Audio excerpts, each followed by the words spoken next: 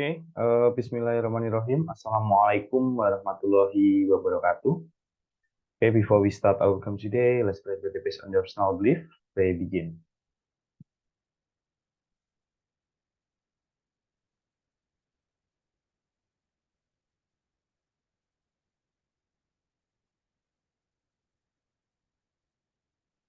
Baik, kita mulai ya untuk pembelajaran pada hari ini. Baik, saya mulai dengan slide pertama, yaitu TOEFL Intensif PKBMK Tunas. Jadi selamat datang bagi teman-teman yang peserta yang mengikuti TOEFL Intensif PKBMK Tunas. Intensif kelas persiapan TOEFL Prediction Tes 2023 dan juga 2024 ya. Oke, untuk di sini saya akan menjelaskan apa keuntungan dalam proses program ini. Yang pertama adalah teman-teman akan mendapatkan 3 kali TOEFL Prediction Test yang mana nanti akan dikerjakan melalui online web based ya. Jadi kita akan menyediakan link tes, nanti teman-teman bisa mengerjakan langsung menggunakan komputer yang ada di PKBM Tunas. Oke, untuk yang kedua, kelas online ini nanti akan dilaksanakan menggunakan YouTube, terus kemudian akan ada Zoom dan juga ada live teaching yang mana tutor goes to ya. Jadi nanti kita akan bertemu di PKBMK Tunas Surabaya. Oke, untuk selanjutnya apa yang akan teman-teman dapatkan yaitu strategi cepat mengerjakan soal listening, structure dan juga reading ya. Listening, structure dan juga reading di mana nanti akan saya bahas masing-masing ya. Di mana kita akan memfokuskan untuk hari ini, kita akan belajar tentang structure terlebih dahulu, karena materi ini yang cukup menantang ya, bukan sulit tapi cukup menantang. Terus kemudian sertifikatnya nanti akan menggunakan SK Dignas, yang mana akan bekerja sama dengan CV saya, yaitu sudutbahasa.id.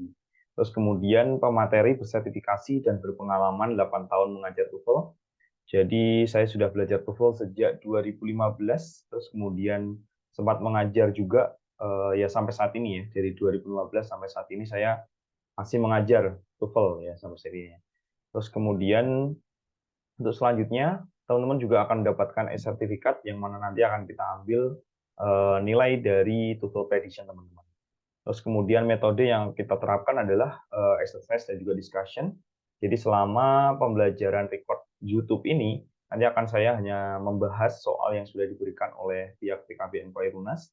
Terus kemudian nanti jika ada pertanyaan dan juga mungkin ada yang dibingungkan, silahkan ditulis, terus kemudian disampaikan ke pihak ataupun guru dari PKBM Tunas. Jadi nanti akan disampaikan kepada saya dan selanjutnya akan saya buatkan video penjelasannya melalui YouTube juga. Atau nanti juga bisa saya jelaskan langsung ketika via Zoom ataupun tutor Ghostu. Seperti itu nih. Terus selanjutnya, sebelumnya perkenalkan ya, saya Mr. Freddy. Terus kemudian untuk tutor profilnya, jadi profil saya ini adalah saat ini menjadi CEO dari CV Fast Track Indonesia, yang mana menaungi salah satunya itu Fast Track English ini ya. Jadi ini adalah CV saya yang pertama dalam program untuk pembelajaran intensif rombongan seperti itu ya, itu menggunakan Fast Track English. Terus kemudian ada lagi, saya juga CEO dari sudutbahasa.id. Jadi sudut bahasa ini adalah pembelajaran online. Jika teman-teman nanti mungkin ada yang bertanya tentang pembelajaran, misal ada persiapan TOEFL, persiapan BUMN, persiapan tes lomba kompetisi, terus kemudian ada beberapa pembelajaran yang memang difokuskan pada English Proficiency Test ataupun specific purpose untuk pekerjaan, itu ada semua di sudut bahasa juga gitu.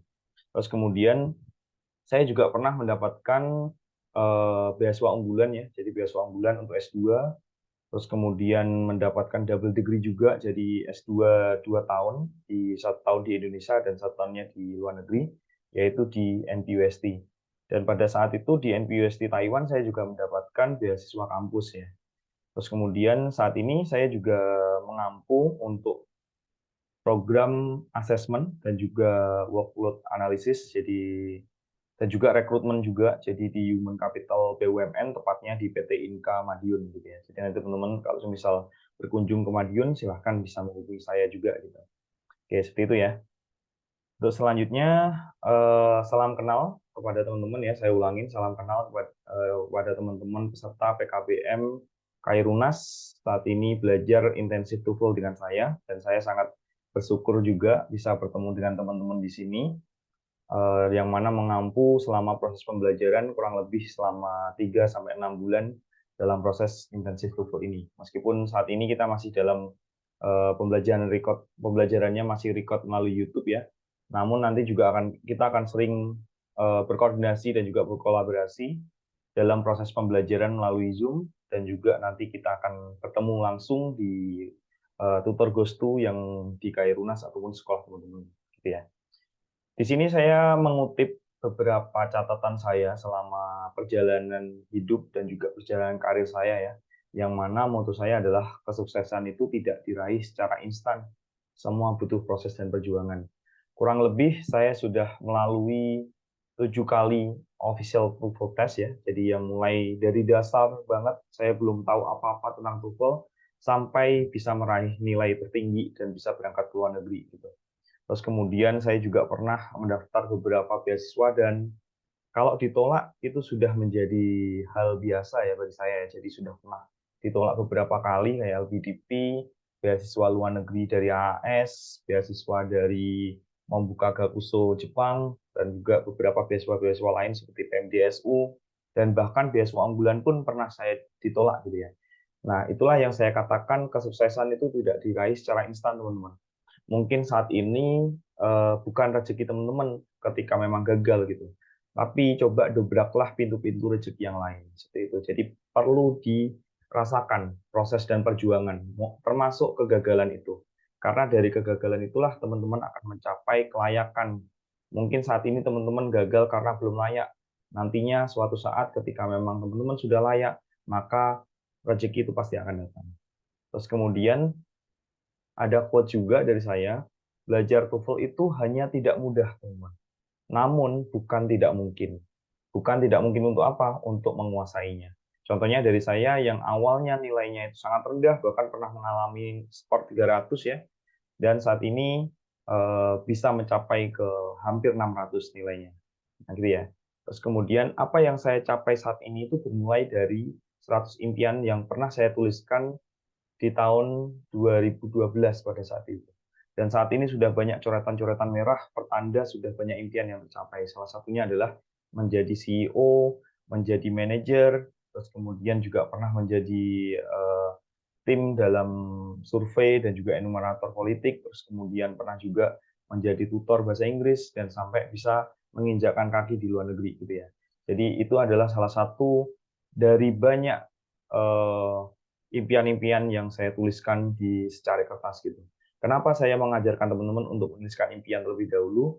Jadi saya ingin menawarkan afirmasi ya. Jadi afirmasi yang saya maksud adalah ketika teman-teman belajar apapun, termasuk TOEFL, itu afirmasikan dalam diri teman-teman terlebih dahulu untuk stay positif. Jangan takut dulu. Jangan merasa gagal dan merasa tidak bisa dulu. Intinya adalah coba dulu. Coba dulu dan rasakan prosesnya. Sulit memang, tapi bukan tidak mungkin, gitu ya. Jadi silahkan ditulis dulu impiannya ketika memang mau menarget goals-nya TOEFL itu, misal skornya 550 bisa dicapai pada tahun 2024, silahkan dituliskan dan buat persiapan-persiapannya dari sekarang, gitu ya. Karena kalau teman-teman tidak menuliskan goals-nya terlebih dahulu, maka teman-teman akan ngerasa ya di pertengahan jalan ketika memang merasa kesulitan akan tumbang di tengah jalan. Nah, cobalah mulai dari sekarang itu belajar seperti orang yang belum bisa apa-apa, namun berharap impian suatu saat nanti akan tercapai. Seperti itu ya. Terus kemudian, nah sekarang adalah giliranmu teman-teman untuk membuktikannya.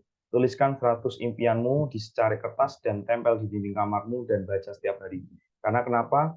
Ketika teman-teman membaca setiap hari, teman-teman akan selalu mengingatnya dan bahwasanya teman-teman masih panjang perjalanannya dan coba terus raih impianmu itu, gitu ya.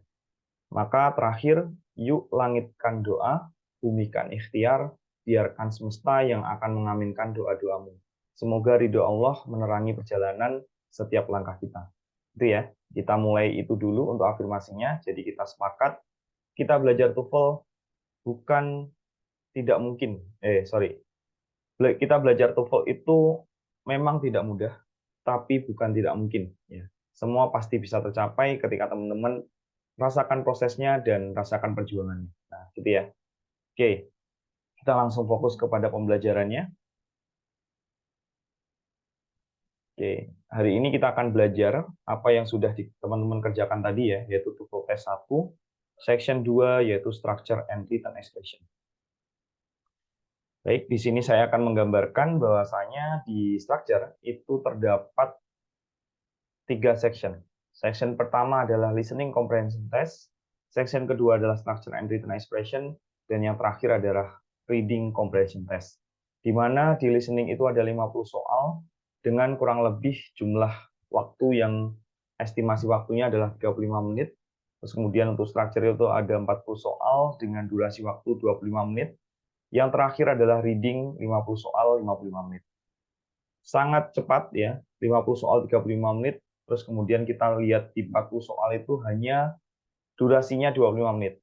Jadi bisa dibayangkan dalam satu soal itu kurang lebih untuk manajemen waktunya teman-teman adalah 37,5 detik per soal. Dan ketika mengerjakan soal itu 37,5 detik, itu sangat-sangat cepat teman-teman, nggak kerasa. Kalau semisal teman-teman mengartikan satu persatu kata, terus kemudian mencari jawabannya, menggunakan formula tenses yang mana, gitu ya, itu akan kehabisan waktu. Makanya saya selalu menekankan belajar TOEFL structure itu harus didampingi oleh ahlinya, yang mana tahu betul dan pengalaman betul cara menganalisa soal dan cara cepatnya seperti apa. Seperti itu ya. Terus kemudian yang kedua, structure TOEFL itu terbagi menjadi 2 part ya, yaitu part E dan juga part B, di mana part E itu soalnya adalah teman-teman nanti akan melengkapi jawaban rumpang dengan struktur yang paling benar. Jadi nanti akan ada titik-titik di soal nomor 1 sampai 15. Nah, gitu ya. Terus kemudian yang part B-nya itu adalah memilih kata atau frase yang bergaris bawah dalam soal dan kata bergaris bawah itu adalah struktur yang salah dalam kalimat tersebut. Nah, ini perbandingannya dari part E adalah kalau yang part B itu mencari jawaban yang salah ya. Jadi jawaban di antara alfa, bravo, charlie dan delta itu adalah mencari yang salah ya. Dan teman-teman tidak perlu membenarkan ya, karena waktunya sangat mepet 37,5 detik. Itu seperti itu ya. Oke, terus kemudian tips selanjutnya adalah ketika teman-teman mengalami soal yang sulit ya, stuck pada satu nomor sulit, tinggalkan, lanjutkan ke soal berikutnya dulu, gitu ya. Jadi lanjutkan ke soal-soal yang teman-teman merasa mudah dulu, baru balik lagi ketika memang masih ada waktu ya, balik lagi ke soal sebelumnya. Seperti itu ya. Oke, kita lanjut. Nah, di sini kita akan bahas soal yang teman-teman sudah kerjakan, yaitu part E ya. Untuk direction-nya, untuk di structure itu sama aja teman-teman ya. Jadi direction di part A structure itu sama aja, yaitu question number 1 until 15 ya, 15 are incomplete sentences. Beneath each sentence, you will see 4 words or phrases marked A, B, C, and D. Choose the one word or phrase that best completes the sentence. Then on your answer sheet, find the number of the question and fill in the space that corresponds to the letter of the answer you have chosen. Jadi intinya adalah teman-teman akan dihadapkan soal nomor 1 sampai 15 yang kalimatnya itu tidak lengkap. Terus kemudian di antara tiap kalimat tersebut kamu akan diberikan 4 pilihan kata atau frase yang ditandai dengan huruf A, B, C, dan D. Jadi pilihlah satu kata yang paling tepat. Karena inti dalam soal TOEFL itu biasanya ada 2 jawaban yang hampir mirip, dan itu salah satunya yang paling tepat itulah jawabannya. Jadi hati-hati ya untuk memilihnya. Tips yang bisa saya berikan untuk pembahasan kali ini adalah di part E itu menggunakan 3 metode, teman-teman. Metode pertama adalah gunakan karakter atau pola yang muncul dalam soal. Untuk metode kedua adalah gunakan metode hitungan jumlah verb asli dan conjunction dalam soal. Kemudian lakukan eliminasi opsi jawaban. Dan yang terakhir adalah menggunakan makna. Nah, tadi saya pernah nyebutin ya di bagian pertama tadi bahwasanya makna itu ya, itu bukan dilakukan ketika di awal ya. Tapi gunakan metode pertama dulu. Lihat karakter atau pola. Titik-titiknya di awal, di tengah, ataupun di akhir itu salah satunya karakter atau pola. Terus kemudian ada the, atau an, itu artikel ya. Terus kemudian atau ada of biasanya.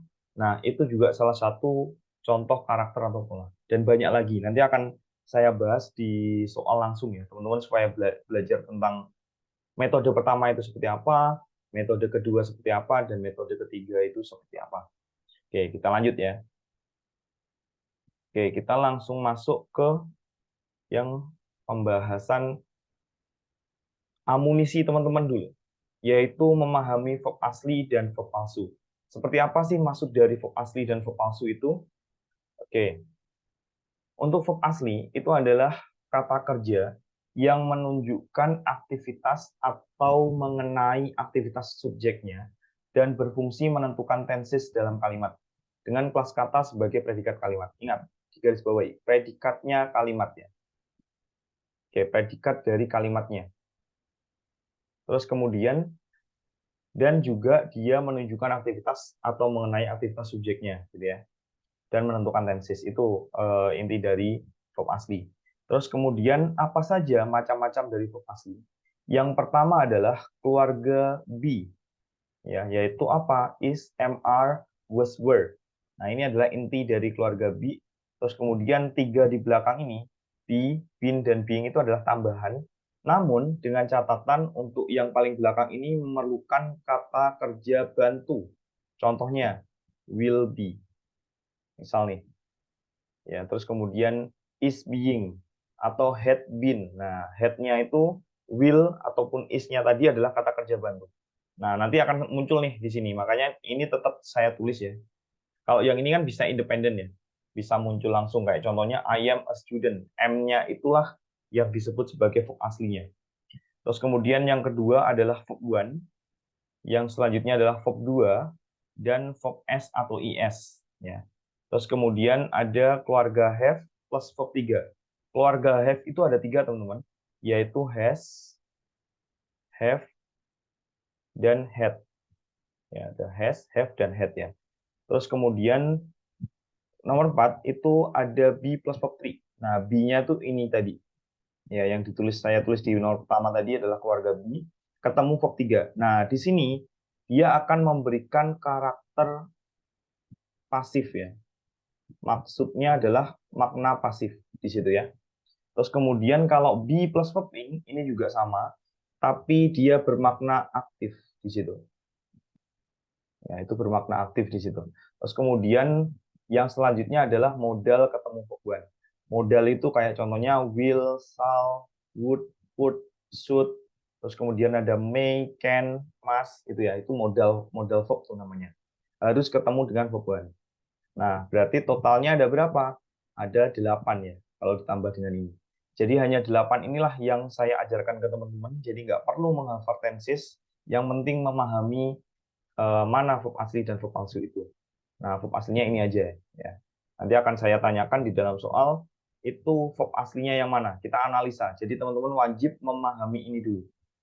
Ya. Terus kemudian selanjutnya kita beralih ke verb palsu.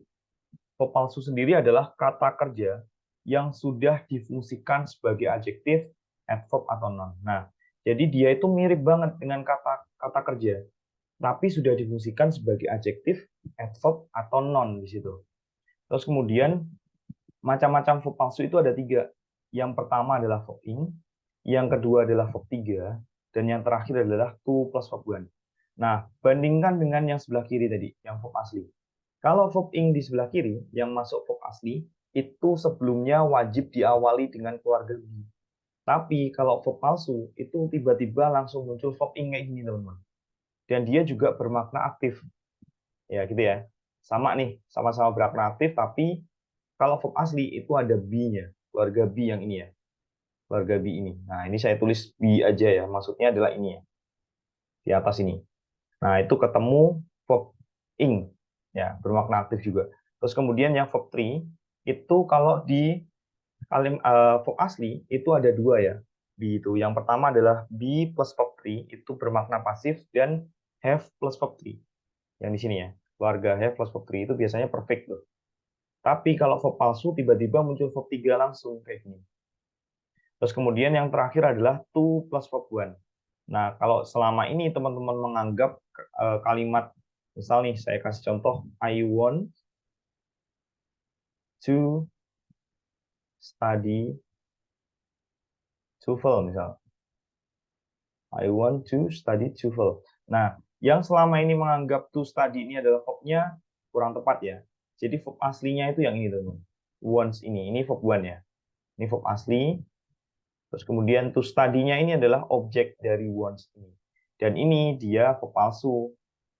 Nah, verb palsu yang difungsikan di sini adalah sebagai noun atau objek dari si wants-nya ini. Jadi sampai TOEFL-nya ini ya, objek dari wants-nya ini. Nah, itu seperti itu ya teman-teman ya. Jadi harus mulai bisa memahami mana verb asli dan verb palsu. Oke, kita lanjut. Contoh verb asli dan verb palsu. Nah, di sini saya tandain verb palsu itu tanda merah, green, di situ adalah verb asli. Sebagai contoh, the man standing over there tries to flatter that girl. Oke, kalau kita lihat di sini, standingnya dia tiba-tiba muncul verb ing kayak gini setelah subjeknya. Berarti dia verb palsu tentunya. Karena kenapa? Kalau verb asli sebelumnya harusnya ada keluarganya be di sini. Misal the man is standing, nah gitu ya. Tapi ini nggak ada, jadi ini verb palsu. Terus kemudian tries di sini adalah verb s atau is dari try ya, dari try ya, jadi try awalnya.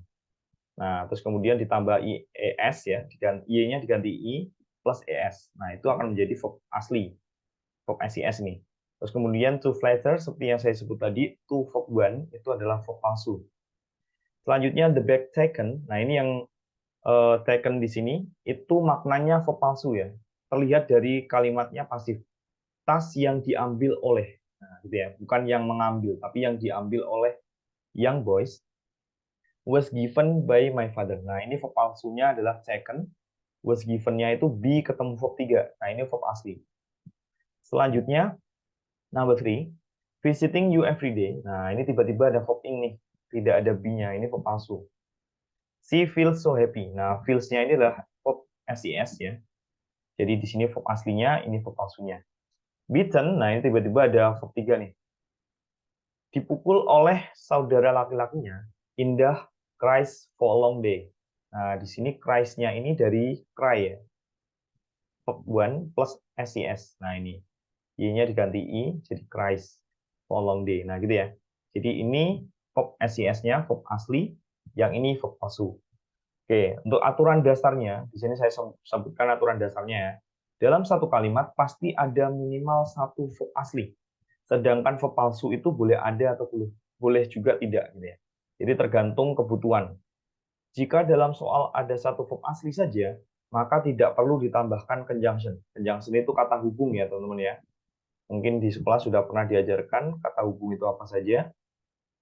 Terus kemudian, namun apabila di dalam soal ada lebih dari satu verb asli, maka gunakanlah aturan jumlah verb lebih banyak satu dibandingkan conjunction. Maksudnya seperti apa? Ketika di dalam soal nanti ada dua verb asli, maka butuh satu conjunction atau satu kata hubung.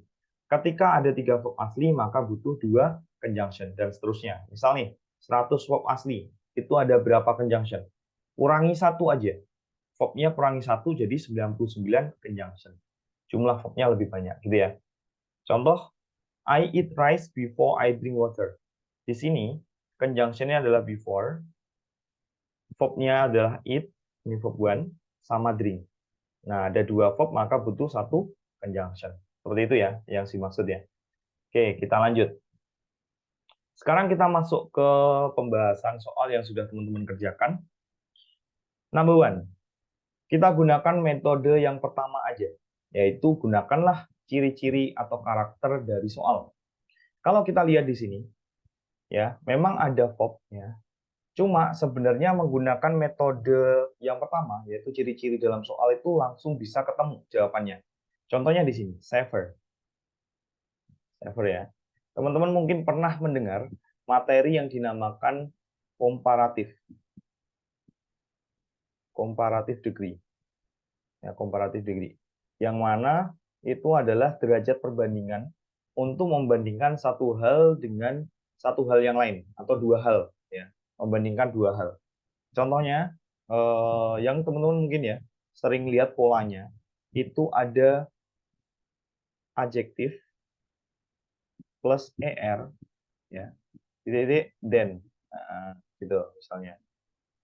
Nah, itu kan. Untuk adjektif plus er itu hanya digunakan untuk yang 1 sampai kurang dari ini ya, bentar. Saya hapus dulu. Ya, oke, sebentar. Nah, ini adalah kurang dari 2 silabel. Silabel itu adalah suku kata ya. Kurang dari 2 silabel, misalnya save bacanya adalah save gitu doang ya. Gitu ya. Isi, nah itu kan bacanya 2, i sama si ya. Isi maka dia juga pakai er. Nah, gitu ya. Itu kurang dari 2 silabel.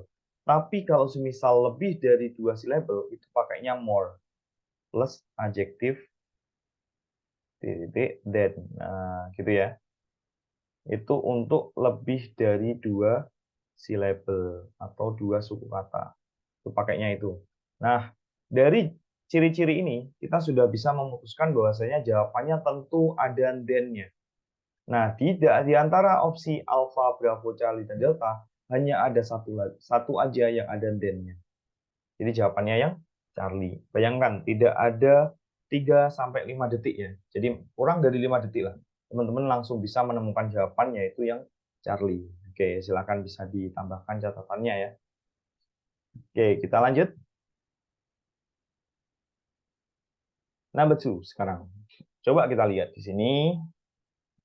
Oke.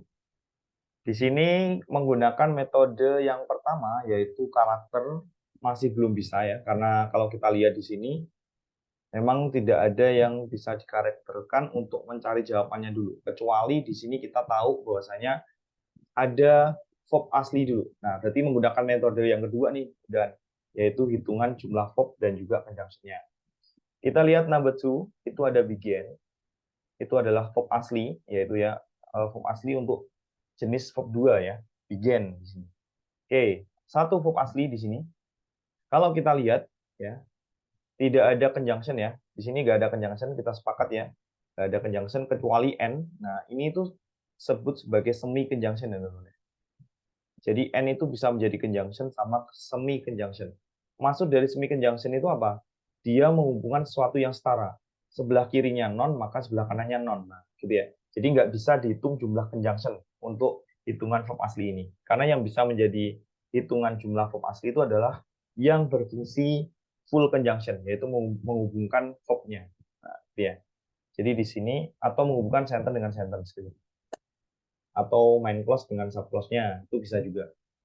Oke, jadi di sini semi conjunction ya, jadi tidak dihitung. Berarti kita sepakat belum ada kata hubung sama sekali di soal ini. Oke, berarti kita lihat di opsi jawaban dulu. Ternyata di opsi jawaban itu kebetulan sama-sama menambahkan verb. Ini verb asli, verb asli. Oke, berarti kalau semuanya ada verb, nanti kalau dimasukkan ke sini, kita logikakan ya, berarti bakalan ada berapa verb? Ada 2 verb asli. Nah, sedangkan di aturan verb asli tadi, 2 verb asli maka butuh 1 conjunction. Berarti jawabannya nggak ada conjunction-nya, kita eliminasi dulu. Alpha tidak ada, karena subject verb dia. Terus kemudian yang Charlie juga tidak ada, karena cuma verb. Berarti tinggal yang Bravo sama yang Delta. Nah, sekarang kita lihat. Teman-teman perlu memahami yang mana conjunction itu ya. Conjunction di dalam soal TOEFL atau soal grammar ya. Conjunction itu dibagi menjadi 2, yaitu compound, terus kemudian sama, ya saya anggap aja compound conjunction, kemudian ada kompleks ya, atau compound sentence sama kompleks sentence gitu aja ya. Nanti akan menentukan conjunction-nya soalnya. Jadi ada compound sentence sama kompleks sentence. Nah, untuk compound sentence itu dia biasa menggunakan conjunction Van Boys namanya. Van Boys. Nah, ini belum ada ini ya, belum ada soalnya, jadi saya nggak akan membahas Van Boys ini. sebenarnya adalah singkatan teman-teman, yaitu for, and, nor, but, or, yet, dan so. Sedangkan complex sentence di sini dia biasa memiliki main clause ya, atau klausa utama atau induk kalimat, sama yang satu adalah subclause atau anak kalimat. Yang biasanya atau yang biasa sering kita kenal di dalam grammar itu subclause-nya itu akan menelurkan ada 3 conjunction, yang mana dinamakan sebagai adjectival clause. Terus kemudian ada yang kedua itu adalah noun clause. Noun clause. Terus kemudian ada adverbial clause namanya. Adverbial clause. Ya, seperti itu ya. Ada noun clause, adjectival clause, adverbial clause. Oke, terus kemudian di soal ini saya jelaskan dulu aja ya. Jadi ada 2 conjunction, yaitu once, yang ini, sama who. Nah, apa perbedaannya once sama who? Ya, once atau who itu apa bedanya? Nah, sebenarnya untuk once itu dikategorikan sebagai conjunction murni, ya, yang hanya dimiliki oleh adverbial clause. Jadi di sini kita fokus, ternyata di sini itu adverbial clause. Clause adverb namanya. Terus kemudian kalau who itu biasa digunakan untuk adjectival clause, ya. Ini karakter dari adjectival clause. Oke, gitu ya. Nah, jadi ada 2 nih, adverbial clause sama adjectival clause. Nah, untuk yang adverbial clause, yang ini, pola ini, itu ciri-cirinya bisa dikenali menggunakan pola di dalam sentence, yang mana polanya itu yang sering muncul ya, itu ada 2, yaitu conjunction, subject verb, koma, subject verb. Nah, ini dinamakan koma adverb nih, yang hanya dimiliki oleh adverbial clause. Yang kedua, itu adalah subject verb, conjunction, subject verb. Nah, itu yang once ini ya, yang adverbial clause ya. Itu polanya ada ini. Ada 2 ini. Nah, kalau kita lihat di soal ini ya, berarti kan balik ke karakter ya. Kalau kita menggunakan yang bravo ini, kan ini berada di tengah-tengah ya, tidak di awal kalimat, tapi di tengah kalimat. Berarti kalau conjunction-nya di tengah, harusnya polanya kayak gini. Yang kedua ini, subject verb, conjunction, baru conjunction-nya. Nah, di soal ini, itu baru subjek doang, teman-teman. Sampai many others ini. Dari Daniel Webster ini sampai many others, itu baru subjek doang. Nggak ada verb-nya. Verb-nya itu baru muncul bahkan setelah conjunction-nya. Maka, apakah bisa kita memilih yang once? Itu tidak bisa. Kenapa? Ya, karena tidak memenuhi pola ini tadi. Nah, satu-satunya jawaban adalah yang delta. Ini we became. Nah, ini saya jelaskan ya. Untuk adjectival clause itu, ini di sini ya, supaya teman-teman menulisnya lebih gampang.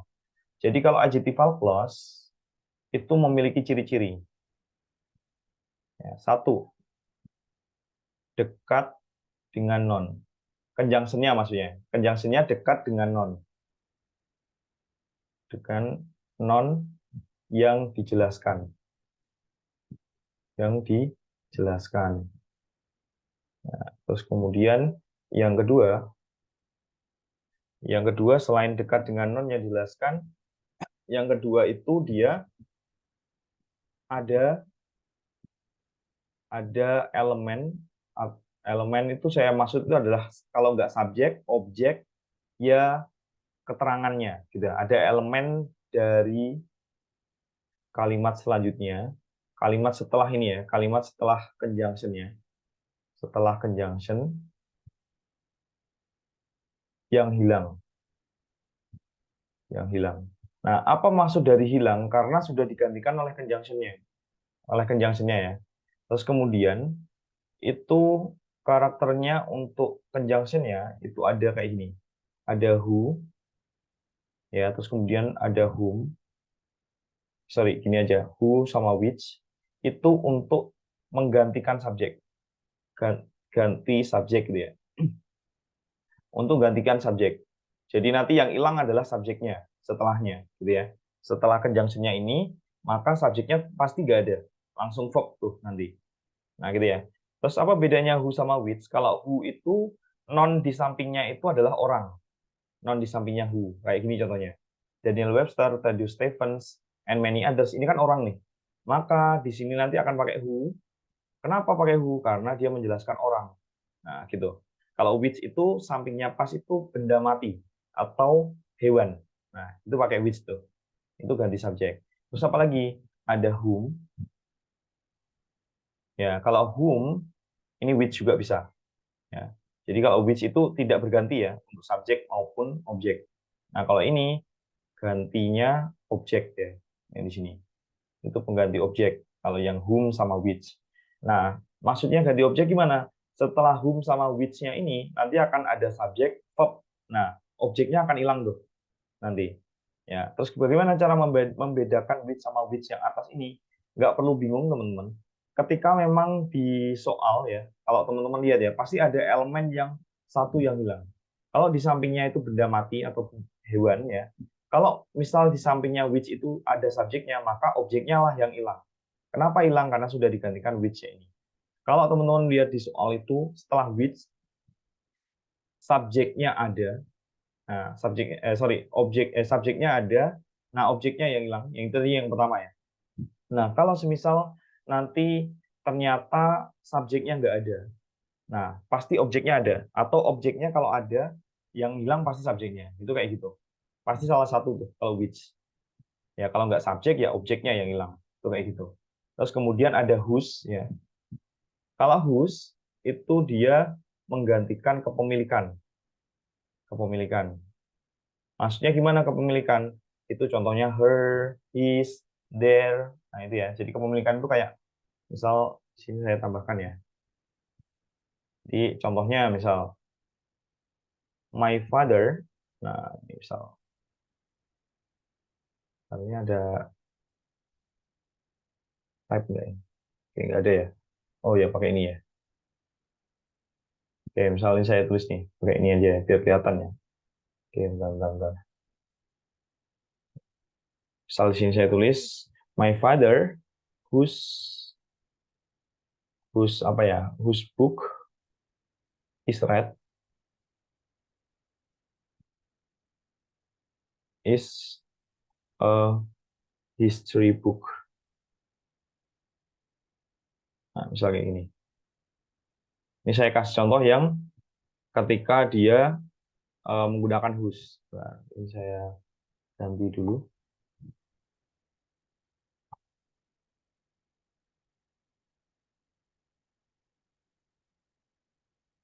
Oke, kita balik lagi ke sini. Jadi di sini, oke, sebentar. Nah, balik lagi ke sini ya. Jadi my father whose book is read is a history book. Jadi maksudnya di sini maknanya adalah ayahku yang bukunya adalah merah itu adalah sebuah buku sejarah. Sorry, nggak bisa kayak gini ya, karena maknanya agak bias nanti. Oke, bentar. Sorry. Nah, jadi ini saya hapus dulu karena salah makna ya. Oke, saya tulis ulang ya. Jadi di sini misal my father whose book whose hair misal rambutnya is black is my hero misal. Nah, misal kayak gini nih. Ayahku yang rambutnya hitam itu adalah pahlawanku. Itu seperti itu ya. Nah, jadi whose-nya ini itu dia menggantikan si his-nya. Nah, itu menggantikan his. His-nya itu nggak perlu ditulis lagi. Kenapa? Karena sudah ada whose di situ. Jadi whose hair is black is my hair. Itu kayak gitu. Sebagai contoh aja ya, itu pakai whose. Terus kemudian, oke, ini saya hapus ya teman-teman ya, my father-nya ini. Oke, kita lanjut. Oke, nah, ini belum ganti. Oke, jadi ini whose. Terus kemudian ada yang adverb juga. Itu ada why. Itu untuk menggantikan, nah, why itu menggantikan reason. Kalau yang di apa di sampingnya pas why-nya itu ada reason. Terus kemudian ada when. Kalau when itu adalah waktu ya. time. Nah, terus kemudian kalau where itu dia menggantikan place, ya, tempat. Jadi di sampingnya pas itu ada tempat atau berbentuk noun ya. Misal New York where, nah gitu ya. Itu kayak gitu. In the class where, nah itu juga bisa. Jadi lokasi tempat gitu. Itu kayak gitu untuk adjectival clause. Maka jawabannya yang di sini itu adalah who became, karena kenapa? Di sampingnya who pas itu adalah benda hidup ya atau orang yang dijelaskan, karena who ini menggantikan subjek tadi, maka subjeknya nggak perlu ditulis, jadi langsung became. Who became. Itu kayak gitu ya teman-teman ya. Oke, kita lanjut ya ke number 3. Oke, kita lanjut ke number 3. Kita berpindah. Oke, masih belum bisa ya. Oke, ini. Number 3 sekarang. Oke, kita lihat di number 3. Nah, di number 3 ini kita hanya cukup menggunakan metode yang pertama, yaitu ciri-ciri. Ya, menggunakan ciri-ciri. Jadi kalau kita lihat di sini, ada N ya. Di sini kan ada N. Oke, ada N. Maka kita lihat di sebelah kirinya, itu ada verb ing. Terus kemudian ada verb ing lagi. Ada koma, verb ing. Nah, N ini itu pasti setara. Jadi sebelah kirinya ing, maka sebelah kanannya adalah ing. Jadi jawabannya adalah yang mana? Transporting ore. Kenapa nggak yang delta? Karena di sebelah kirinya nggak ada subjeknya. Ya, jadi nggak bisa verb, ya, nggak ada verbnya. Jadi langsung aja verb ing palsu, ya verb ing palsu. Kalau di sini kan verb asli ya. Nah, ini nggak sesuai. Seperti itu. Kita lanjut ke number 4. Kalau kita lihat di sini ya, di number 4 ini kita lihat ke jumlah verbnya dulu aja. Ya, jadi pakai metode yang kedua. Became, ini adalah verb 2 ya, yaitu verb asli, yang tipe verb 2. Terus kemudian ada are admire, itu adalah jenisnya yang B ketemu verb 3. B, keluarga B itu is MR itu tadi ya, ketemu verb 3. Nah, itu masuk ke dalam verb asli juga. Nah, di sini ada conjunction but. Nah, ini compound connector nih, yang tadi saya sebutkan, yaitu fun boys. Nah, kalau fun boys ini muncul ya. Fun boys itu punya ciri-ciri, teman-teman. Fun boys, ini saya tuliskan juga ya. Fun boys itu adalah for, and, nor, but, or, yet, dan so. Nah, gitu ya. Nah, ini dia punya ciri-ciri. Yang pertama adalah, nah, saya tulis pakai huruf aja ya. Jadi ciri-ciri yang pertama adalah tidak bisa muncul di awal kalimat. Nah, ini. Terus kemudian yang kedua itu adalah, terus kemudian sebelum conjunction-nya itu ya, fun boys, ada koma. Ya. Menghubungkan sentence dengan sentence. Jadi subject verb gitu ya. Oke. Coba kita lihat di sini. Oke, ini yang pertama, kedua, kemudian ini yang ketiga. Jadi yang pertama tadi tidak bisa muncul di awal kalimat. Nah, ini di sini kenapa bisa disebut sebagai conjunction, tidak seperti N yang tadi? Ya, yang N yang tadi, kenapa nggak bisa disebut conjunction meskipun ada koma? Karena di sini dia menghubungkan adanya subjek, verb, subjek, dan verb. Nah, itu yang saya maksud. Jadi bisa dimasukkan ke dalam hitungan karena fun boys ini difungsikan sebagai full conjunction. Nah, gitu ya. Jadi ada 2 verb, 1 conjunction. Nah, apakah sudah lengkap? Sudah lengkap. Nah, kalau sudah lengkap berarti kita bisa mengeliminasi jawaban yang menambahkan verb. Kenapa yang menambahkan verb bisa dieliminasi? Karena kalau menambahkan verb lagi akan ada 3 verb. Sedangkan di sini hanya ada 1 conjunction aja. Kalau 3 verb kan butuh 2 conjunction ya. Mungkin ada pertanyaan lagi. Sir, kenapa yang because of itu bukan conjunction? Hati-hati teman-teman, harus bisa membedakan. Because kalau because of ini ya, yang ada of-nya, itu adalah kata depan atau preposition. Nah, itu setelahnya wajib diikuti keluarga non. Kalau ini ya, preposition. Tapi kalau because, yang because aja, nggak ada of-nya, itu adalah conjunction. Dan setelahnya wajib, subjek, dan verb. Nah, gitu ya. Jadi harus bisa membedakan ya. Nah, berarti ini bukan verb, bukan conjunction. Nah, jawaban yang kita bisa eliminasi adalah yang alpha. Terus kemudian yang delta juga. Kenapa? Karena kalau semisal kita menambahkan y atau sebagai conjunction ya, itu tidak boleh berbentuk question, ya, question word. Sedangkan di sini kan kalimat ya, tanda titik. Sedangkan question word kan verb subjek kayak gitu. Why are you here? Misalnya, mengapa kamu di sini? Why are you here? Nah, itu kan nggak boleh. Harusnya tanda tanya di sini. Nah, ini bukan kalimat pertanyaan. Jadi jawaban delta kita eliminasi. Sekarang tinggal Bravo dan Charlie. Apakah bisa metode pertama? Tidak.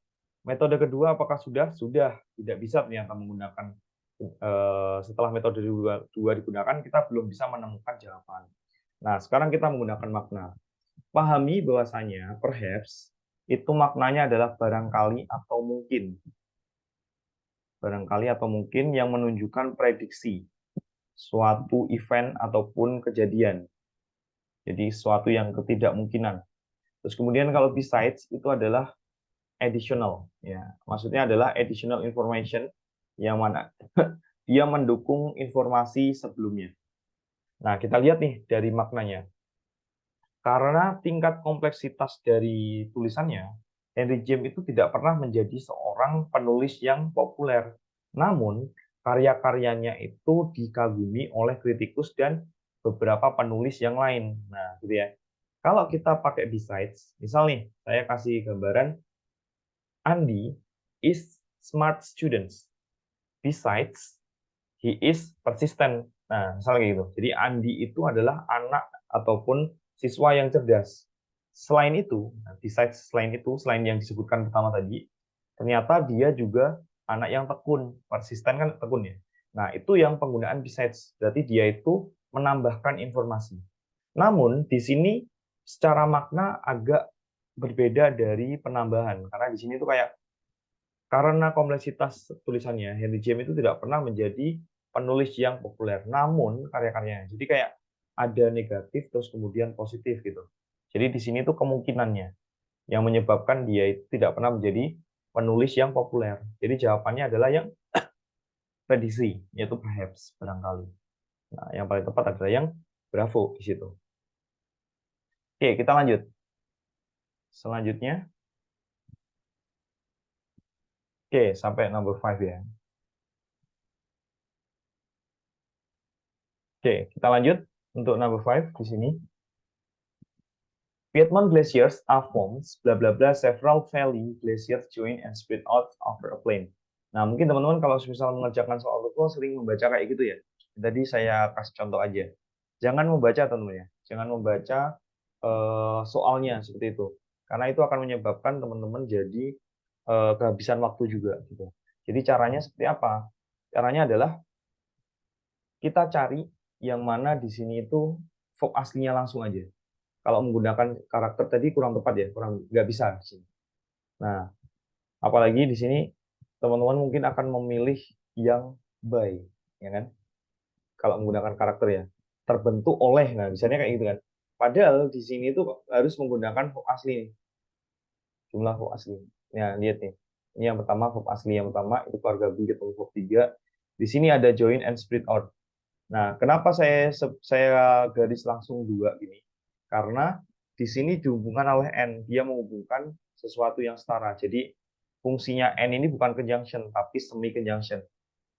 Ya, jadi tidak bisa dihitung sebagai jumlah verb dan conjunctionnya. Nah, gitu ya. Jadi kita hitung aja. Berarti di sini atau juga bisa sih sebenarnya. Kita hitung pun nggak ada masalah. Ada 3 verb nih misal, ya kan? Conjunctionnya sudah ada n nih. Nah, berarti kalau 3 conjunction butuh berapa?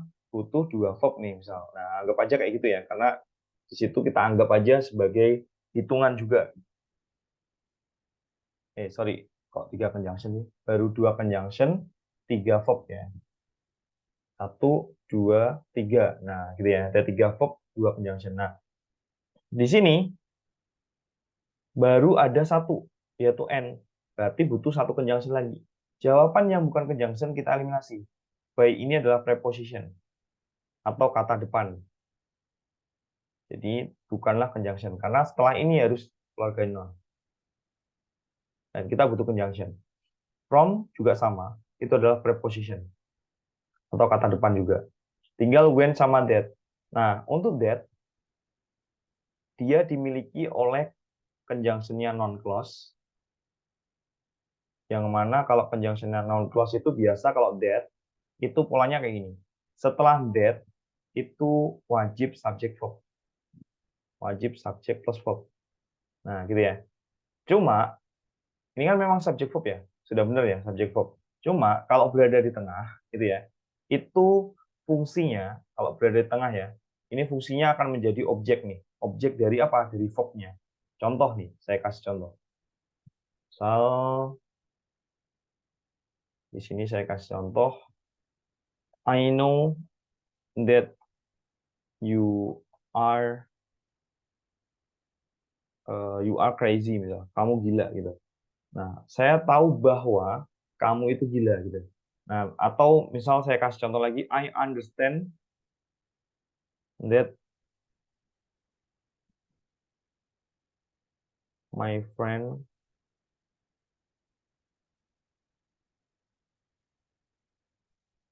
stays in London.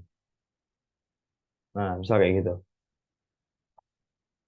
Di dua kalimat ini ya, menggunakan that-nya non-clause yang berfungsi sebagai objek dari verb. Nah, kenapa Mr. Freddy bisa tahu itu adalah objek dari verb? Karena kita lihat nih, cara mendeteksinya objek yang ini ya, cara mendeteksinya non-clause sebagai objek itu gampang. Teman-teman coba gunakan tangan gitu. Tutup aja yang mulai dari conjunction-nya ini sampai ke belakangnya ini. Nah, kalau semisal kita tutup berarti kan nggak ada tuh. Anggap aja nggak ada. Jadi kalimatnya tinggal I know doang. Paham nggak maksudnya? Saya memahami. Tidak lengkap kalimatnya.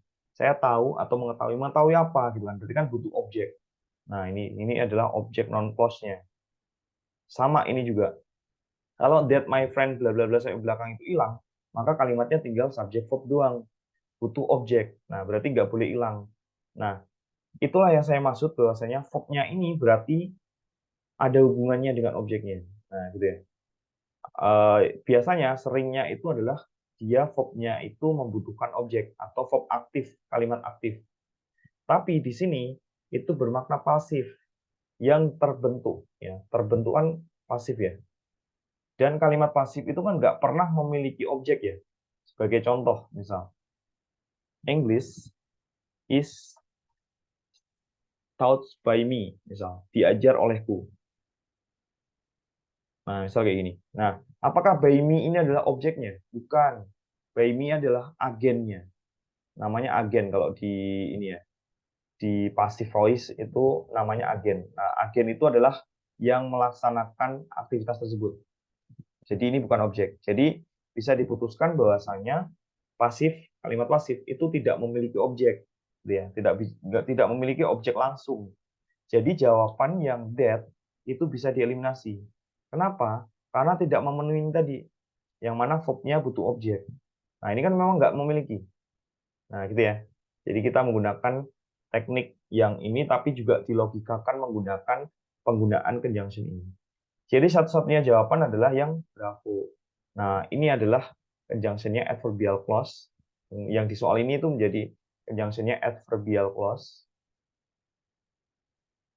Yang mana dia memiliki pola subjek, verb, conjunction di tengah, subjek dan verb. Dan nggak perlu koma ya kalau conjunction-nya di tengah.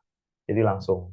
Ini sudah memenuhi, ini subjeknya, ini verb-nya, ini conjunction-nya nanti when, subjeknya ini, verb-nya ini. Nah, dia memenuhi ini di sini. Jadi jawabannya yang bravo.